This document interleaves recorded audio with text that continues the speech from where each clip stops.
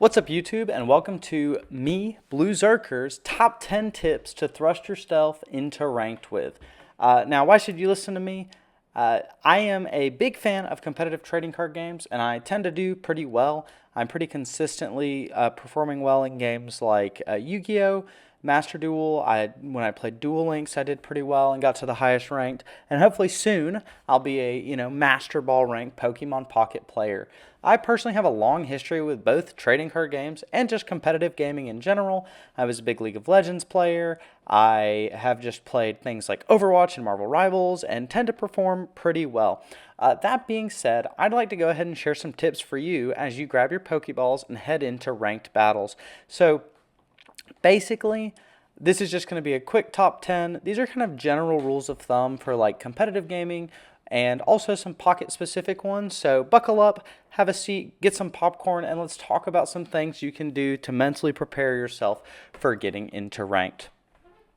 So the first tip I want to say and I want to give you is that consistency is always going to be greater than a higher combo potential. So when you're looking at ranked games, it's very easy to want to try to move and progress as quickly as you can. And that makes sense. You want to get to the most representative rank you have, but being able to play something consistently over time is going to be better than playing something that requires you to like Misty Flip every time, for instance. Charizard being set up by Moltres is going to be less consistent than something like Arceus, who you can almost guarantee and you can immediately be rolling with. Obviously, you can get high rolled by other people, but over a longer set of time, you will have more games and you will perform more consistently, just better overall. And as long as you are consistently hitting things across the board, you are going to be able to take those wins regularly with a higher win rate instead of just worrying about Misty flipping every time. Second tip I have for you is to play to your outs and never concede until the game is over. Sometimes your opponent doesn't actually see the winning play and you can steal wins from them that way, even if it seems like you should lose. This happens a lot of the time in Yu-Gi-Oh! Where people start doing things and they just get discouraged. Now, obviously, Yu-Gi-Oh! Is a little bit more of a complex game and sometimes you don't have the out, but let your opponent make the mistakes. You want to take this as an opportunity to say, hey, I can learn something by watching you combo or play or whatever, and then I will use it as an advantage later, because if you make a mistake, if you mess up, if you don't play the way you need to play, then I'm going to take advantage of that. My next tip is that you need to know the deck that you're playing and think about the cards that are left in your deck. So Pocket only has a 20 card limit on, there's a 20 card deck building limit. And so knowing the cards that are coming is pretty easy. You can look at how many you have left. You can think about the things that you have and you need to have and how you need to play around it. So when you know the likelihood of drawing certain cards, it makes your ability to play winning lines more consistent. For instance, if you have something that wins only if you draw a card that you have a 33% chance to win with versus a play that lets you win with a card that you have like an 80% chance to pull, like maybe a specific basic that you could pull, or you could pull Pokeball, increasing your chances, it's better to play towards the more consistent line. You won't always get rewarded every time, but again, over time, as you continue to progress through these ranked games, you will consistently perform better, you will do it quicker, you will think faster, and you'll be able to go. So in line with that tip, think about what the opponent is doing and what their win condition is. When you have cards like Sabrina or Cyrus, you can play in a way that makes your opponent feel pressured. When you have any damage on something and it can be Cyrus'd in and you're setting it up, that forces the opponent to play a certain way. And the more you can limit the options for them to play correctly, the more likely you're going to steal wins, especially in lower ranks. Oftentimes people play basic Pokemon or even evolve when they don't yet need to, and it costs them an extra prize point. For instance, evolving a stage 1 into a stage 2 EX, that's going to die anyway. You could save that on the bet. You could save it in your hand instead of giving the opponent the extra point if you've already in that situation. So thinking about what the opponent is trying to do and not just getting distracted by your own game plan. And again, in line with that, we're going to pay attention to our opponent's hand and how they're playing. If they have a basic Pokemon and they have not evolved it yet, there's probably a reason. They probably don't have the card yet. In the same way that we're calculating the odds that we have certain things, we are doing the same thing for them. Especially if they're playing something like Charizard and they haven't put their Charmeleon on their... If they haven't put their Charmeleon on top of their Charmander, then you know that they probably don't have it yet, and they're scrounging around for it because otherwise they're not going to play the games. So that's why the next tip about saving your stage 1s is so important. You do not always have to evolve. Sometimes it's better to wait a turn if you're not under threat in order to just deal the damage. There's certain EXs or certain Pokemon that you have to choose between evolving or dealing damage on the turn because they have a weird curve. Sometimes it is better to just attack with it, keep it there, save that card in your hand, and wait a turn because you need to know what the opponent is going to be doing. After that, the next tip is that you need to know what the meta is because certain breakpoints are really important, and if you don't know what certain cards' HP thresholds and stuff are, especially for like evolutions, then you will not be making as many you won't make as many decisions that'll get you towards beating it. For example, if you know you need to deal 1 more damage to this, 10 more damage to this card so that the opponent is under threat when it comes in, maybe we need to go ahead and use our Giovanni. Or knowing that under certain situations when a card is evolved or something comes up, you have the answers through things like Sabrina or the Giovanni, and holding it and knowing your opponent can't play around it.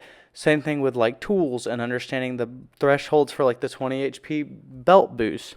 Oftentimes we see people use cards that they have no need to use. Throwing a cape on something and giving it 20 more health only matters if it changes the threshold or forces your opponent to have something like Giovanni.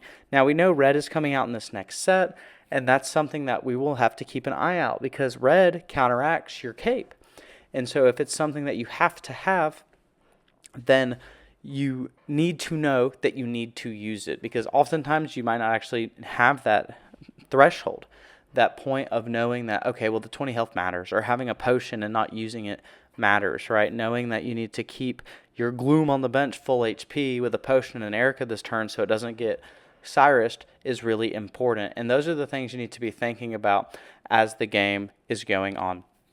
Now, my next tip is just that you want to stay calm and collected. It can be really frustrating when you get like Misty flipped on or something happens, you hop into the next one, I deserve it. And while Pokemon Pocket isn't the most difficult game in the world, there are some complex board states and certain requirements on you as a player. So if you're not staying calm, taking a breath, you're going to make worse plays and just kind of become blinded like a primate, just going forward and not thinking about the things you need to do.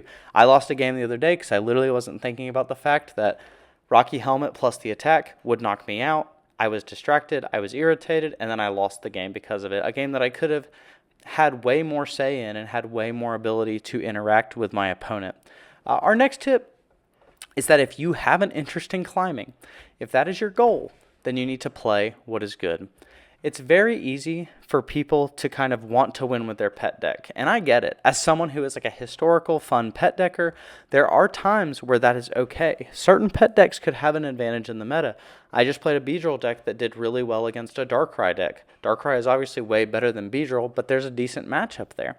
And so, while that was good in that one instance, and there are examples of interesting decks coming out that are like pet decks encountering the meta, that is not always going to be the case, and you should know how your deck stands up to the meta. And if you want to climb, you should be playing the good meta decks. If you can build something that beats the meta and breaks the meta and changes the way we think about it, then that's awesome. You should definitely go for it and take your free ranked points while you can.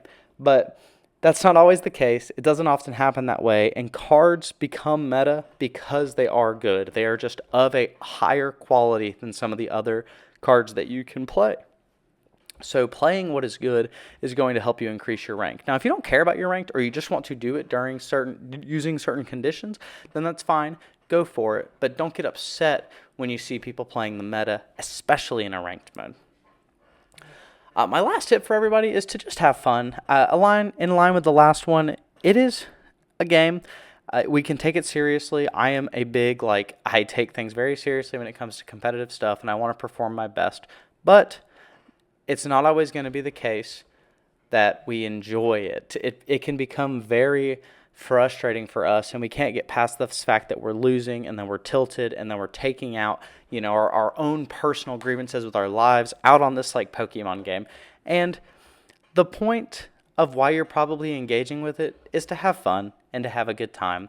And if you're not having fun, I'll give you the advice my grandma used to give me when I was screaming in my bedroom and hitting my computer, and that is, if you're not having a good time playing the game, why are you playing the game? And that's a good question to ask yourself. Why are you playing Pokemon Pocket?